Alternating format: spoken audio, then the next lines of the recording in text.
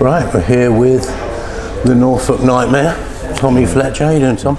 I'm very good, mate. How are you? All good. I want to do something a little bit different with you, because obviously we'll come on to the main thing, which is your next fight, end of January, Jan 28th at Wembley. But first of all, I want to know a bit about little Tommy. Little Tommy. Obviously you grew up in Norfolk. Were you like a countryside boy, or were you from a Norfolk town? Well, to be honest, I live in a little village called Hockwald, so I was always like, I was always out of the towns, and I weren't really involved in that. But I went to a Brandon school in Suffolk, which is called IES, and so I grew up in a Brandon school in Suffolk, and then obviously still living in Norfolk, and I was always like staying in the busy areas. I never really liked staying at home or like not really doing much. I always wanted to be out in the busy side of areas, but I mean, I was just a young boy, you know what I mean? I liked being out and about, I guess, yeah. Did you stay away from combine harvesters and all that sort of thing? Oh yeah, I weren't really involved in that. Like, I wouldn't really say I'm really like that sort of boy, really, you know what I mean? Like, so you'd steer clear of farming? There's no farming in the family? Yeah, not really. I'm just, I'm just a normal kid, you know what I mean? Just a normal boy, like, didn't really get involved in all that, but yeah. I guess in Norfolk that's like a big, people's, like, when you think of Norfolk, you think of like tractors and things like that, I guess, don't you? But you get stuck behind them on the road, don't you? Yeah. It takes me ages to get to train them, stuck behind combines and tractors. Yeah. I mean, it's not the easiest thing in the world to overtake them, isn't it? But thankfully that road into Norfolk's now the dual carriageway. It never used to be, and it used to be the hardest road to... Yeah, I didn't know that, yeah. Well, you're young, aren't you? Yeah. So what was you like as a kid? I mean, you seem really placid and mellow now. Has it always been that way? When I was younger, I was maybe like, I could have possibly going down the wrong path really in life, but my mum and dad always got my best interest in me and always wanted the best for me. But I mean, like at school now, I weren't really the best behaved kid really. I was always getting in trouble, I guess, and or maybe going down the wrong route. But boxing, when I started boxing at Attleborough Boxing Club, amateur gym, with John, he looked after me, you know what I mean? And I think that really turned me into a man, you know, like, 'cause I had a focus and had like goals and that. So when I started there, I won 2 national titles, so I believed I was doing well at something, so I stuck at it really. But as a kid, I'd say I was very energetic and maybe possibly going down the wrong route. But were you aggressive or naughty? Nah, not really aggressive. I was just at school, I'd just always be chatting and causing carnage, I guess, like just getting in trouble. Obvious thing to say is you probably stood out a bit more, didn't you? Yeah, well, I was probably 2 foot taller than everyone in my year, but yeah, I was just a bit energetic, just maybe like, I enjoyed sports, I was always good at PE and that, but maybe like English, maths and science, maybe not so much, but yeah, it's just a normal boy, you know what I mean, growing up really, I think. When did it dawn on you that you were going to be a strapping 6'7" lad? Don't know, I think when I was at school I was always like massively bigger than everyone else. I wasn't always the thickest kid, like I was always just tall and slim, but I don't know, I just always bigger than everyone else. And when I started boxing, I realised that having such good height would be such an advantage. And obviously I was massive at my weight class, and that's what made me really think like I could stick at this and do well. I could do very well. Has it ever been the reason for any sort of downside for you, any angst about, self-conscious about being tall? Has there ever been that side of it at all? I wouldn't say there's any self-conscious. Like, obviously I'm much taller than everyone else and like the average person, but like other than that, when you go into JD and you can't put a tracksuit on because it comes up to your elbows and that, so like I guess my clothes don't fit that well, like. But other than that, I don't mind being tall, you know. You've got to be tall, be proud, don't you? Like, I'm a big man, I'm tall, I'm only going to get bigger, I guess. I'll tell you why I ask is because the other day I was watching a podcast with Peter Crouch, who was on it. Oh, right. Yeah. And obviously he's same height as you. I used to know Peter, and he actually said on his podcast, but in his younger days he used to sort of carry some cards around with him just to preempt the obvious things he used to get asked. He used to be like, one card, no, I don't play basketball. The weather's fine up here. All those silly, obvious questions that people ask you, and he just said it was just the best way to bat it away and not let it get to me, was just beat them to the joke. Yeah, well, have you ever had anything like that? Every day someone say how tall am I or what's the weather, like, it's just common jokes, isn't they? But like, just part and parcel of being tall, I guess. I don't really mind, but just is what it is, like. But yeah, I guess everyone always says the same things to me, same as what people say to Peter Crouch. But obviously I ain't got a set of cards with me, I just tell them, I guess. I don't know, I don't mind, you know. I don't mind. I suppose it's because you're in a different sport here. I mean, he sort of said, you know, there was difficulties for him with the sort of abuse that you get in his position, but he said it was because like he was not what people expected from an England centre forward. He wasn't what they imagined for one to be. You're a fighter, I suppose.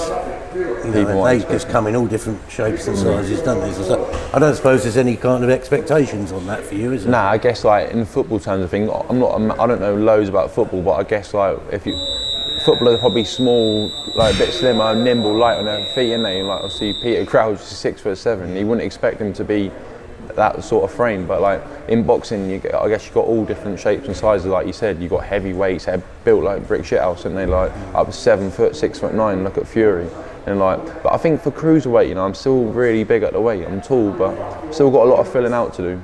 I'm very tall at the weight, I think. So I suppose one thing you would have had to adapt to when you were coming through is just probably constantly having to punch downwards. You know, I mean, that's not easy, is it? Nah, definitely. I think like all throughout the amateurs, every fight I had there was always shorter than me. They're a lot thicker, but they all just want to get on my chest. So I was always just practicing keeping it long, jabbing and moving and that. But like 9 times out of 10, I'd end up flat on their face. So I would just tee them up with the backhand, and then I'd hurt them. You know what I mean? But because they do reckon that punching downwards is more difficult, don't they? Yeah, I think so. But I think like for styles now, I'd rather fight someone tall, like 6'3", or even the same height as me, and actually stand there and box, like instead of someone coming at you the whole time. But no matter what styles there are, I think I can adapt to anyone. But I think you'll see the most effective Tommy Fletcher when I'm fighting someone a bit tall, bit rangy, you know, like that can actually stand there and box, and I can showcase what I'm about a bit more. Do you find people always, when you're coming through,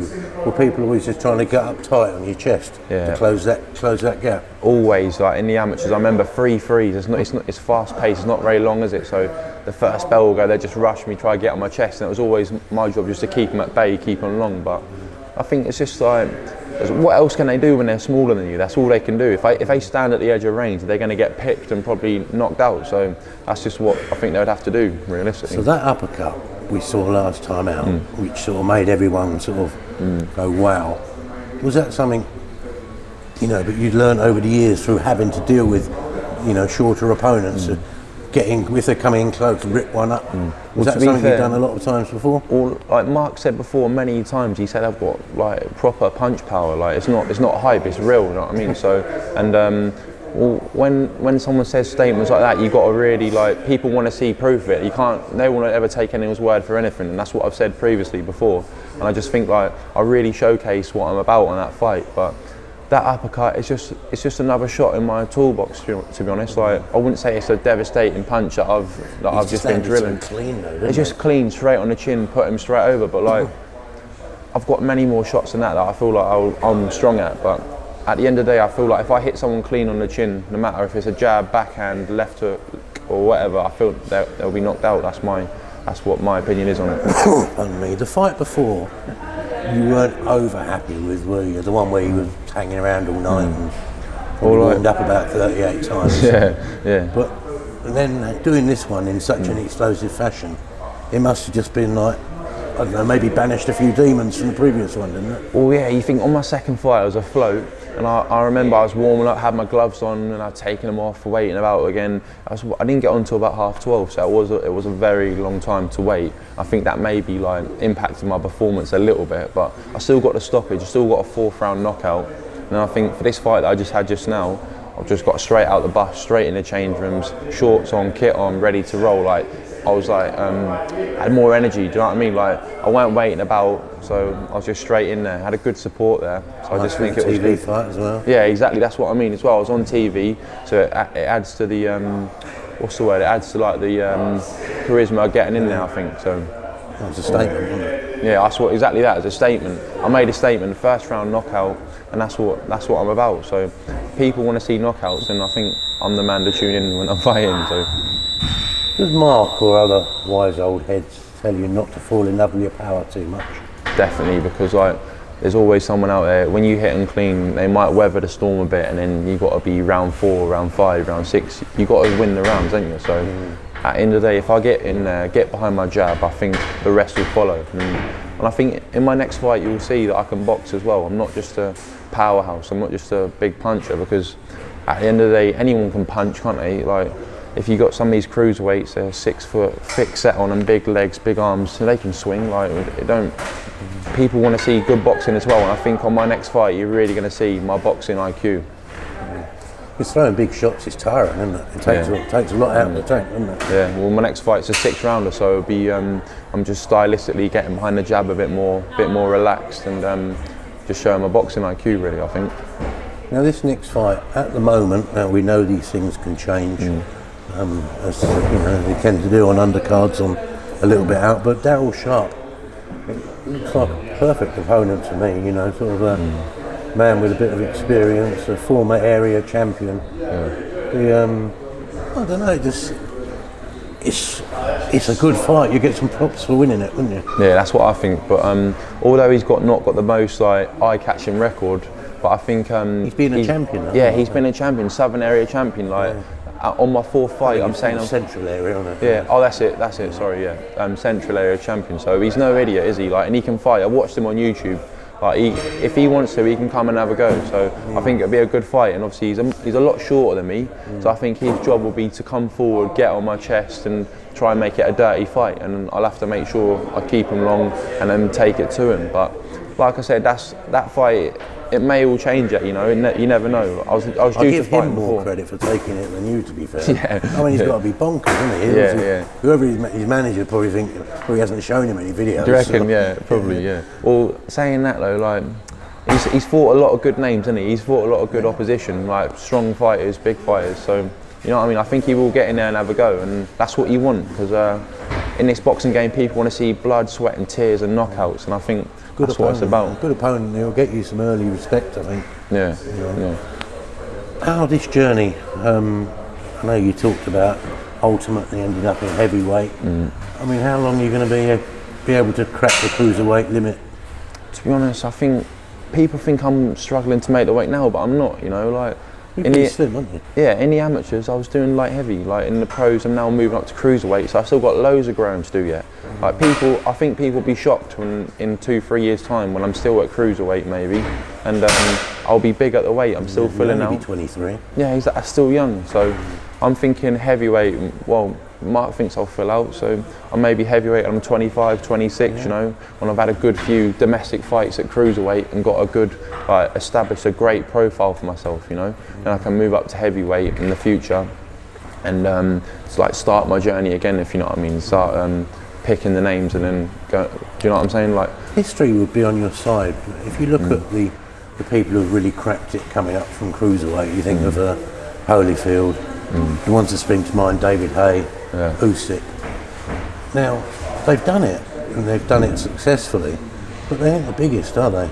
No, I mean, you'd be going up with all, you know, you're not going to be a smaller man. You're not going to. You wouldn't be going up as a small cruiserweight, would you? No, definitely. You'd go up, you know, with all the advantages. Yeah, we see. Look at Lawrence Okoli. He's 6'5", and I think he's a big suffer, man. Is he? Yeah. Nah, so I think he'll move up, and if you look at him, he's not going to be a small heavyweight either. And I think me and Okoli will have the same sort of build as when I move up to heavyweight. But it's all just ifs and buts, I guess. Right now, I've got to focus on January 28th, and I'm a cruiserweight right now, so I've got to focus on that division that I'm in, I guess.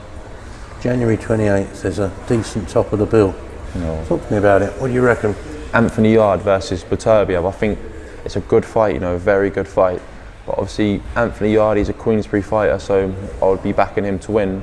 But I'm a man I'll be straight with my word. You know what I mean? I think it is a tough fight for Anthony Yard. I think Beterbiev, he's 18-0, 18 KOs, and he can box as well as punch. So it's a tough ask for him. But if he can come through that fight, then I think he's just really making a statement and showing what Yard's all about. But it is a tough fight for him, and I hope Yard wins.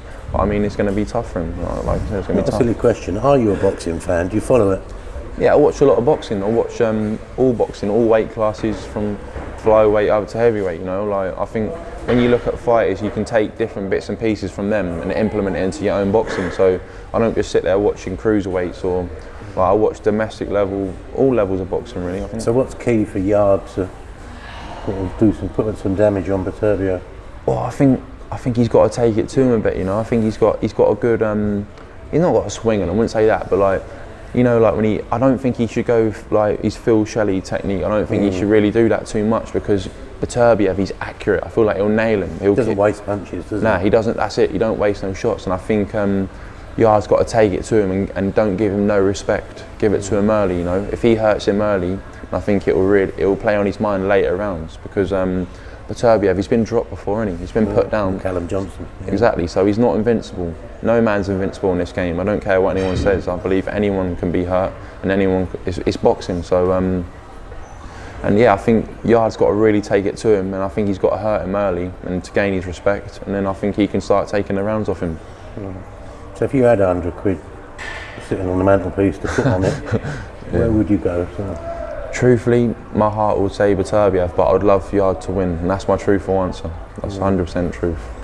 You going to hang about that night and take of it course. all in? I've got a free ticket into the show, and I am fighting on there. I can sit there and watch it afterwards. Yeah, but yeah, I'm definitely watching the main event. It's a great fight. Of course, that sat behind you. Yeah, that's it. Yeah. Tommy, it's all been good. Thank you very much. Good to see you here. Yeah, and, thanks you. Thanks for doing this, and we'll catch up very soon. Cheers, man.